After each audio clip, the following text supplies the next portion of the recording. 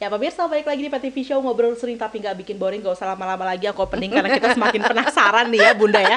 Makin seru ya Kak Irma ya. Iya, karena Ya. artinya gini, di era sekarang saya rasa semakin banyak orang tua juga yang mulai peduli begitu dengan Betul. anak-anak yang memerlukan penanganan khusus. Iya. Terlebih di era sekarang Bunda, kita nggak bisa pungkiri bahwa aktivitas orang tua menjadi semakin padat ya. Iya. Jadi kerap kali mungkin tadi kategori anak-anak autis atau memiliki pendampingan tersebut dikaitkan dengan kesibukan orang tua yang tidak memberikan stimulus secara konsisten begitu. Nah, apakah itu juga jadi satu hal yang membuat peluang lah, artinya anak-anak ini kemudian tidak memiliki kontak atau tidak merespon dan lain sebagainya? Iya Kak Irma, betul sekali. Jadi ketika memang sudah ada simptom gejala autismenya itu udah keluar, Baik. kemudian kita nggak aware, kita Yes. nggak melakukan sesuatu, itu pasti akan memperburuk keadaan. Oke. Akan memperburuk keadaan gitu. Nah, jadi bagaimana ketika kita sudah tahu bahwa ada ciri-cirinya, tentu kita langsung zet langsung melakukan banyak gerakan. Oke. Karena apa? Karena di sisi makanan pun berubah total. Makanan berubah total. Iya, karena anak-anak ini tidak boleh makan terigu, Yes. tepung, gula, susu, lalu hal-hal yang berkaitan dengan kimia atau produk lah, makanan produk tertentu baik. gitu ya. Itu sangat tidak boleh. Nah, jadi di rumah pun itu harus betul-betul hilang. Karena akan tiap hari terapi pun, tetapi kalau makanannya ini racun, ku sebut Oke. gitu ya, ku sebut tidak halal gitu kan ya, untuk anak-anak itu Untuk gitu ya, anak-anak untuk itu. khusus untuk anak-anak itu. Ini kan menjadi sebuah dia percuma Iya. gitu.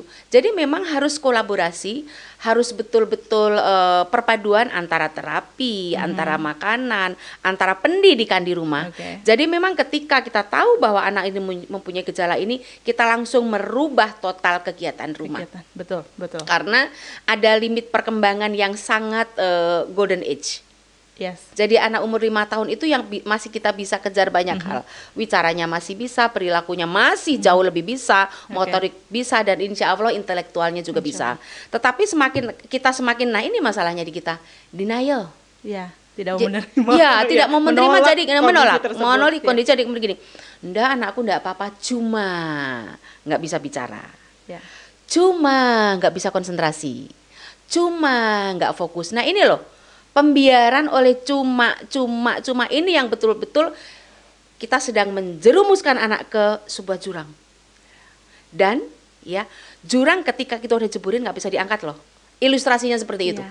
Ya, ilustrasinya ketika anak udah dijeburkan ke jurang dengan makanan yang bebas, nggak dididik, dimaklumi karena kondisi memang seperti itu, ya udah malah susah. Karena kan kita ini banyak sekali dalih atas nama nggak tega. Betul. Ya kan, atas nama lelah, atas nama daripada lama aku mandiin deh, ku suapin deh, daripada nggak bersih aku yang ngelakuin. Jadi daripada ini loh, sehingga anak di posisinya itu menjadi raja kecil. Ya. Semua diprioritaskan. Tuh kakaknya, adiknya, suaminya, istrinya adalah orang kos semua. Ya, harus gitu kan. harus mengalah semuanya ya. Semua Oke. harus mengalah. Nah, hal-hal ini menjadi dia menjadi besar kepala. Ya. Karena dia tahu bahwa semua orang di rumah ini akan melayaniku. Ya. Ini yang salah. Oke. Ini yang salah total. Jadi bukan dididik dengan kamu kalau mau makan harus ambil, enggak mukul. Kamu kalau mau minum harus ngambil, enggak jambak. Hal-hal yang kayak gini kan enggak dibiasakan. Oke. Tapi excuse-nya banyak banget. Oke lah, dia jambak karena autis. Ya. Padahal aslinya Kak Irma itu bukan ciri autis. Ini yang ibu-ibu mesti sadari. Menjawab kita bukan ciri. Bukan ciri, tetapi karena sebetulnya pembiaran. Oh, oke. Jadi ketika dia emosi, suddenly attack tadi dia tiba-tiba nyerang gitu kan ya. Lalu dibiarkan, oke, dia jambak karena memang autis. Oke. Gitu. Nah, ini loh. Dia pun tidak mendapatkan apa ya, seperti teguran selayaknya orang normal kan itu ya sebenarnya. Padahal harusnya dia diperlakukan sama. Kita gitu. harus lebih tegas bahkan, mendidik gitu kan ya. Jadi ketika ada accuse, ada pemakluman, ini kan buat anak buat senjata. Oh, iya betul. Oke, kalau aku mau minum nggak plok orang aja. Iya, selesai. gitu kan. Kalau aku Dia tahu mau nilainya makan itu. gitu ya orang kan gitu. Nah, ini jadi menjadi senjata yang menjadi pembiaran kan ya udah. Pada akhirnya serumah ini, seluruh isi rumah ini menjadi sakit semua. Oke. Gitu. Apalagi di situ ada malaikat yang salah datang, yang artinya adalah segala sesuatu dimaklumi, segala sesuatunya diiyakan. Sehingga anak ini cenderung lari ke si malaikat ini. Baik. Dan itu Gitu. cuma ada satu. Dia lupa bahwa bagaimana kemudian ketika tadi yang Ibu Bunda sampaikan ya, satu hari kita harus berpisah Iya. dengan anak tersebut dan Iya. apakah orang lain bisa menerima? Iya. Maka lagi-lagi itu sebenarnya. Iya. Nah, ini menarik ketika saya pertama kali juga membaca ya, Ibu Bunda Ima, kemudian juga selaku owner dari Immaculata Autism Boarding School. Awalnya saya tidak terbayangkan bagaimana Seperti kemudian apa gitu ya? Iya, aktivitas di boarding, asrama gitu. Mungkin saya mengenalnya boarding menginap. Iya, menginap. Oke, bisa dijelaskan dulu nih Bisa. mengenai itu Immaculata Autism Boarding School Iya, sendiri. dan satu hal yang akan aku ambil dari ucapan Kak Irma tadi gitu Baik. kan. Lalu kalau kita nanti dipanggil gimana anak ini gitu Iya. kan ya. Ini yang kita mesti buka betul-betul telinga dan hati kita. Ya, bahwa ketika orang tuanya nggak ada, Kak Irma ya, saudaranya tidak mau ada yang handle dia. Iya. Saya udah puluhan tahun dengan anak-anak, hampir 35 tahun. Jadi saya tahu pasti, tahu persis apa yang terjadi ketika ibunya nggak ada. Di luar sana mungkin akan ada yang bilang, enggak kok aku mau. Ya sekarang ketika dia masih gadis, masih belum punya suami, belum punya istri, belum punya anak. Nanti ketika dia sudah punya suami, punya istri, punya anak, mereka juga tidak akan mau menerima si anak ini. Iya. Fakta yang sudah terjadi seperti Seperti itu. itu. Maka dari itu saat inilah sebetulnya kita punya kesempatan ya. Jadi saya katakan saya ulang ya, hanya saat ini untuk kita didik dia. Nggak ada kesempatan-kesempatan lain. Artinya sekarang ini kita nggak usah anggap dia punya kakak, punya adik, ignore aja dulu, singkirin dulu, supaya kita bisa didik betul-betul dengan berani, dengan tegas, disiplin dan konsisten. Yes. Supaya nanti ketika kita nggak ada, ini si bocah ini udah nggak barbar, Yes. udah nggak tukang ngamuk, udah nggak ketergantungan. Itu bisa diminimalisir atau hilang. Ya, bisa.